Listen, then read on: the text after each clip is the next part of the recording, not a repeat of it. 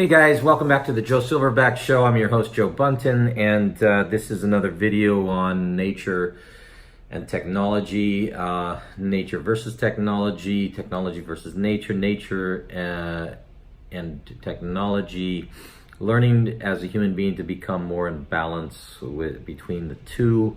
However you want to look at it, whatever balance you find. And it's we've talked about early childhood, and I've told you very, very clearly that I think that you should keep all technology away from children at least until 7 years old, all 100%, and you'll find magical things will happen that will never happen in quite the same way if you give them access and be lazy, like most of us as parents are apt to be when it comes to wanting to have a babysitter for our children. And I'm just as prone to that as you guys. I had an experience just recently that ties in with no technology in childhood and how it's played out in my family's lives, in my children's lives, and my twin brothers' children's lives. That is a direct result of just having a time period where they were engaging with the world, and if they wanted to find out anything outside of their own realm, they had to engage other real living human beings.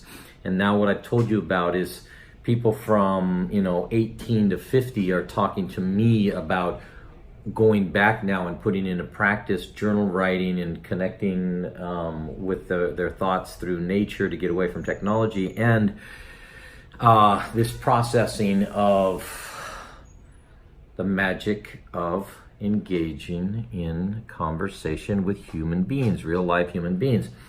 And I can't take credit for this. This is all reflected back to me because of my own journey and my own interests. But it's amazing to see young people come to me and reflect back to me that, hey, you know what?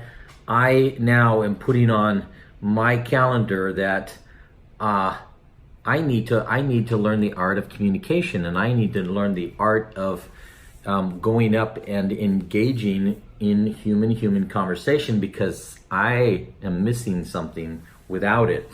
And just yesterday, I was out on my deck, which is on the ocean front, and I have rented here intentionally to have this closeness with nature for 30 years. And this gentleman said, hey, I used to walk here all the time, and I knew you from back in the 90s, and I knew your family. And he said, I came here, I had just come back from Brazil, and one of your children, I think he was about 8 or 9 or 10, and I knew exactly who it was, based on what he said and the time period where he said it, saw my sandals and said, hey, are you Brazilian? And this guy's a white dude. He doesn't look anything at all like a Brazilian. He doesn't behave like a Brazilian. And if you've met Brazilians, which I've met lots and lots of them down here in Mission Beach in the 90s and into the 2000s,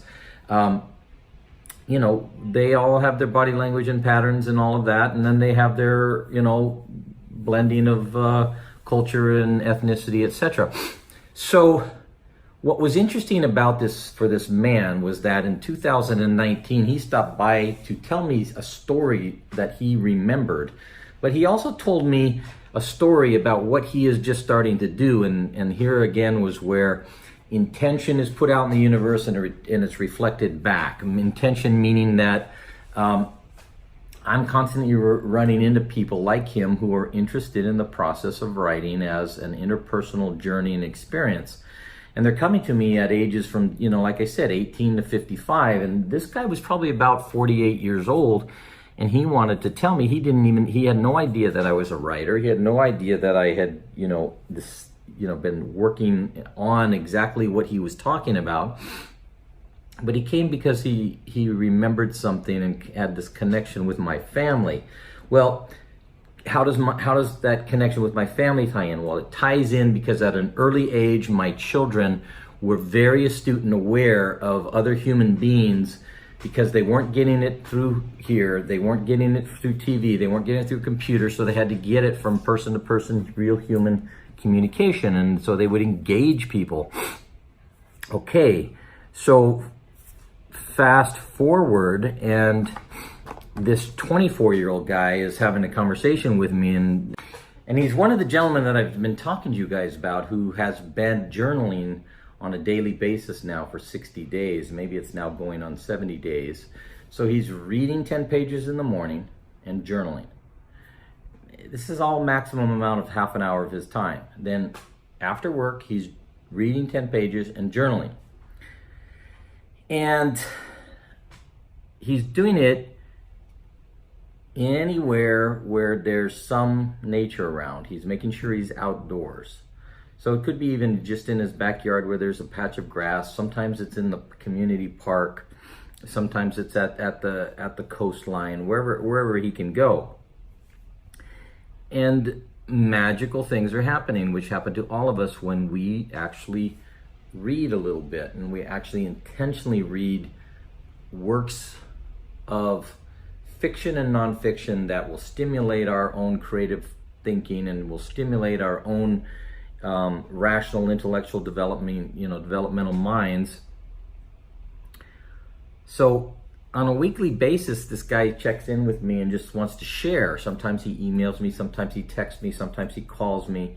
He wants to share some of the things that that he is connecting with. And I'm interested in this guy's journey as what he's uncovering all for himself.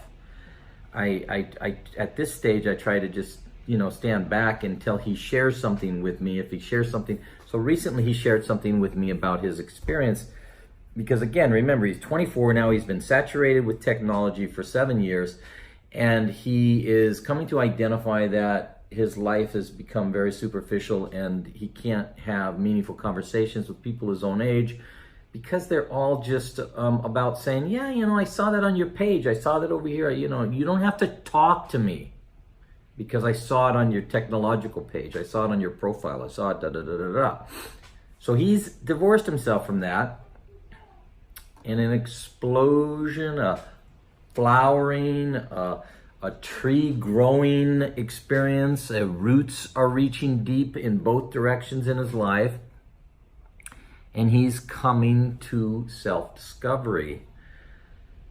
So today he was talking to me, and he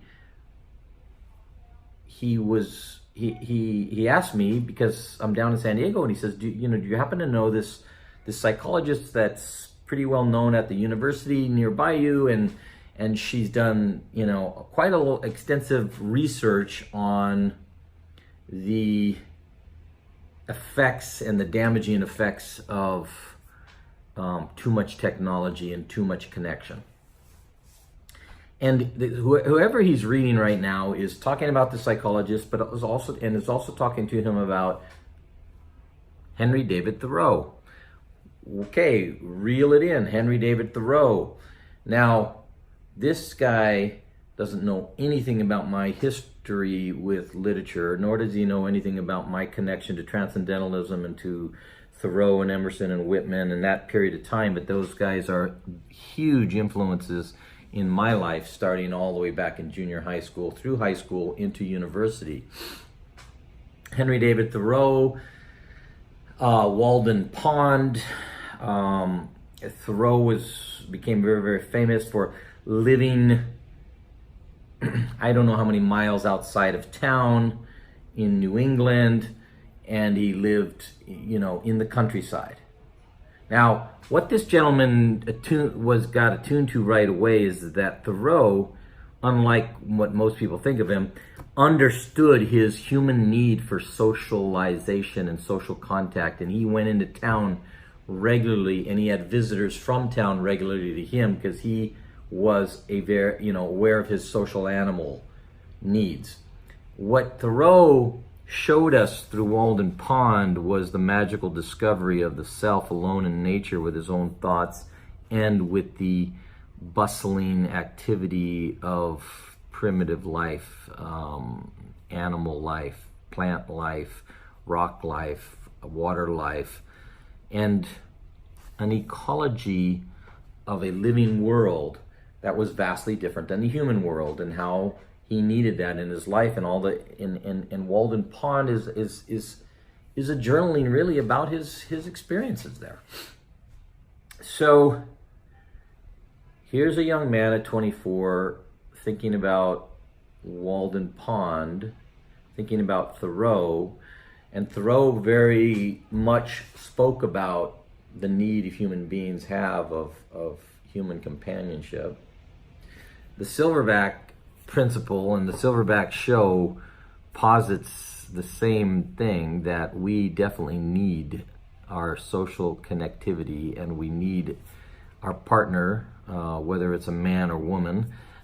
We need a family life, we need friends, and we need our alone time, and we need our solitude, and we need our self-reflective meditative time, and that we also encompasses being alone in quietude in nature.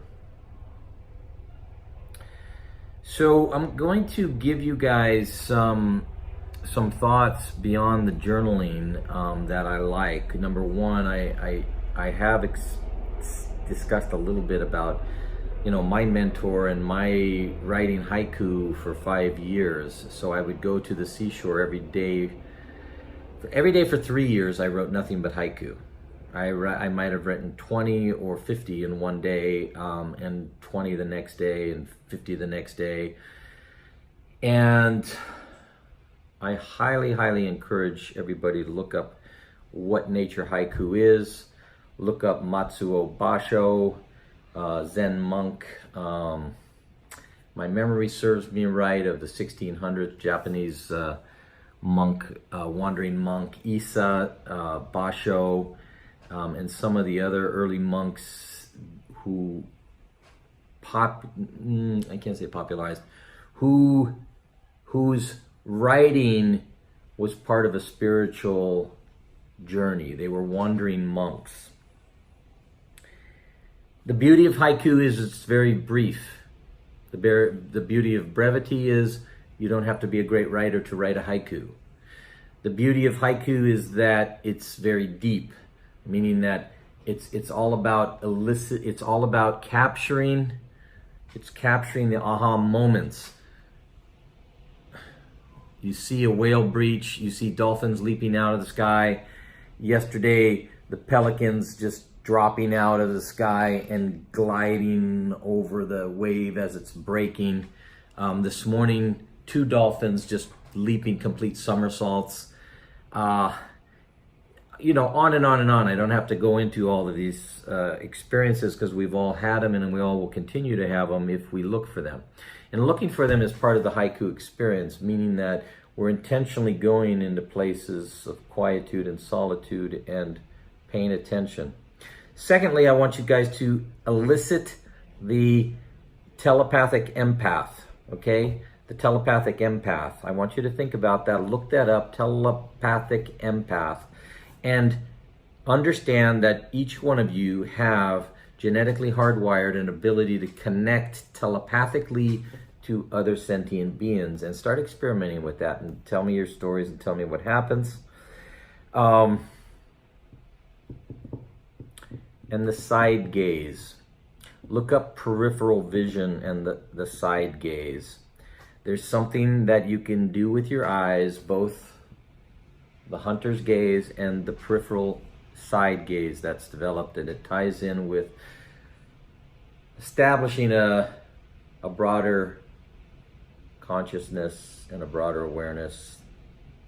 Namaste, journaling, haiku,